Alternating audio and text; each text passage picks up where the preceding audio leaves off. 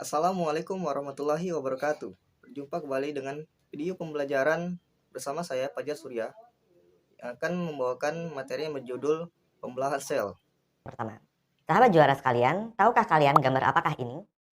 Ini adalah gambar zigot, yaitu sel hasil peleburan antara spermatozoa dan ovum.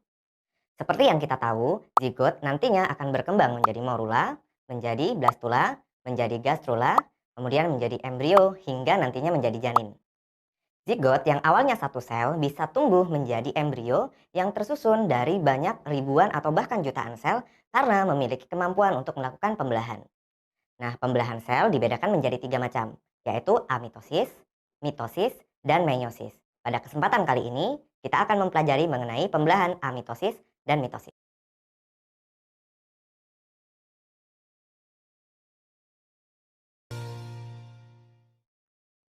Sahabat juara sekalian, pertama-tama akan kita bahas mengenai pembelahan amitosis.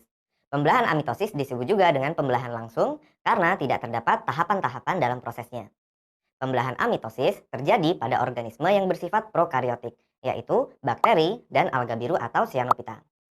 Pembelahan amitosis bertujuan untuk reproduksi secara vegetatif atau aseksual. Untuk satu kali pembelahan amitosis akan dihasilkan dua sel anakan yang bersifat identik. Nah, bagaimanakah proses pembelahan amitosis? Berikut tahapannya. Pembelahan amitosis diawali dengan suatu bagian DNA menempel pada membran sel, kemudian diikuti dengan terjadinya replikasi pada DNA tersebut. Setelah terjadi replikasi DNA, pertumbuhan sel akan memisahkan DNA hasil replikasi tersebut. Kemudian terjadi invaginasi sehingga dihasilkan dua sel anakan yang bersifat identik. Sahabat juara sekalian, pembelahan yang berikutnya adalah pembelahan mitosis. Pembelahan mitosis disebut juga dengan pembelahan tidak langsung karena terjadi tahapan-tahapan dalam prosesnya. Pembelahan mitosis terjadi pada organisme eukariotik, yaitu pada sel-sel tubuh atau sel somatis yang mengalami siklus. Siklus sel somatis dapat kita amati misalkan pada sel hewan, pada sel tumbuhan, dan pada organisme uniseluler seperti amoeba. Siklus sel somatis dibagi menjadi dua tahapan, yaitu interfase dan mitotik. Interfase disebut dengan fase istirahat, meskipun sejatinya sel sedang tidak benar-benar istirahat. Nah, pada interfase, kita dapat melihat nukleus yang jelas di dalam sel dan DNA masih dalam bentuk benang-benang kromatin. Interfase terbagi menjadi tiga tahapan, yaitu G1, S, dan G2. G1 atau pertumbuhan pertama adalah tahap ketika sel melakukan proses pertumbuhan. Pada fase ini terjadi penambahan sitoplasma, perbanyakan organel, dan berbagai metabolisme lain yang terjadi di dalam sel. Tahap yang kedua adalah S, yaitu tahap sintesis. Pada tahap sintesis terjadi duplikasi atau perbanyakan DNA melalui proses replikasi. Akhir dari fase S adalah di dalam sel dijumpai DNA dengan jumlah 2 kali lipat. Tahap yang ketiga adalah tahap G2, yaitu tahap persiapan untuk melakukan proses pembelahan. Pada fase G2 terjadi persiapan misalkan enzim, protein, dan energi yang nantinya akan digunakan dalam proses pembelahan sel. Pembelahan mitosis adalah pembelahan satu sel induk menghasilkan dua sel anakan yang memiliki sifat identik, baik dari segi DNA-nya maupun dari segi jumlah kromosomnya. Nah, dalam proses pembelahan mitosis terjadi dua tahapan, yaitu pembelahan inti atau karyokinesis yang terdiri dari profase, metafase, anafase, dan telofase, serta terjadi sitokinesis atau pembelahan sitoplasma.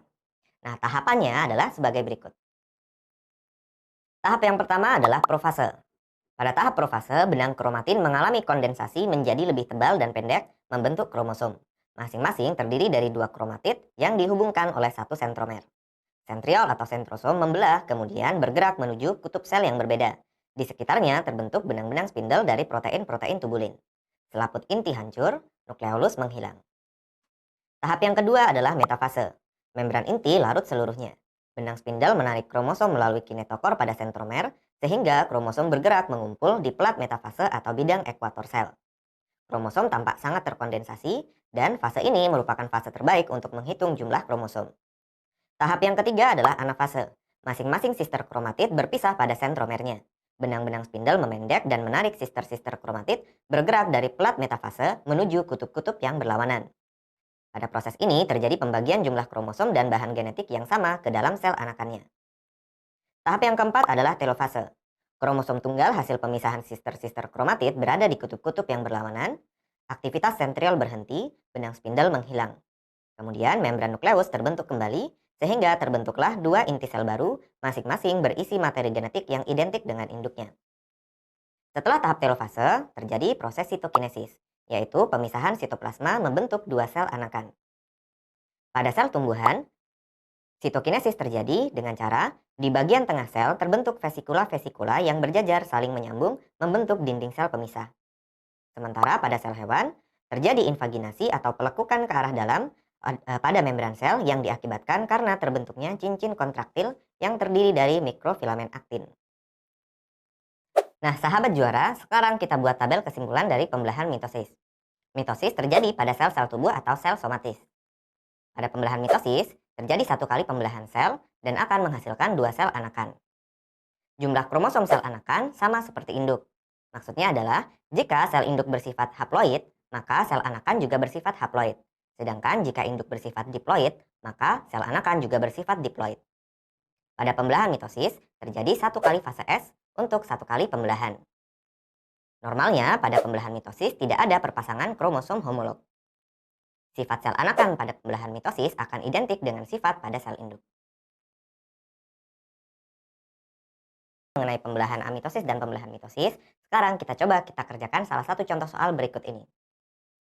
Perhatikan gambar tahapan mitosis berikut. Tahap telofase, metafase, anafase, dan profase ditunjukkan oleh urutan angka titik-titik. Nah, sahabat juara sekalian, untuk menjawab soal ini kita perhatikan kembali gambar pada soal. Gambar yang pertama, kita lihat ciri utamanya adalah terdapat dua inti sel anakan yang baru. Berarti tahap ini adalah tahap telofase. Gambar yang kedua, kita lihat inti selnya masih terlihat dengan jelas. Berarti ini adalah tahap profase. Kemudian, gambar yang ketiga, kromosom berjajar di bidang ekuator. Berarti ini adalah tahapan metafase. Sedangkan gambar yang keempat, terlihat adanya pemisahan sister-sister kromatid ke arah kutub yang berlawanan. Berarti ini adalah tahapan anafase. Maka jawaban yang paling tepat untuk soal ini adalah pilihan yang B, 1, 3, 4, dan 2.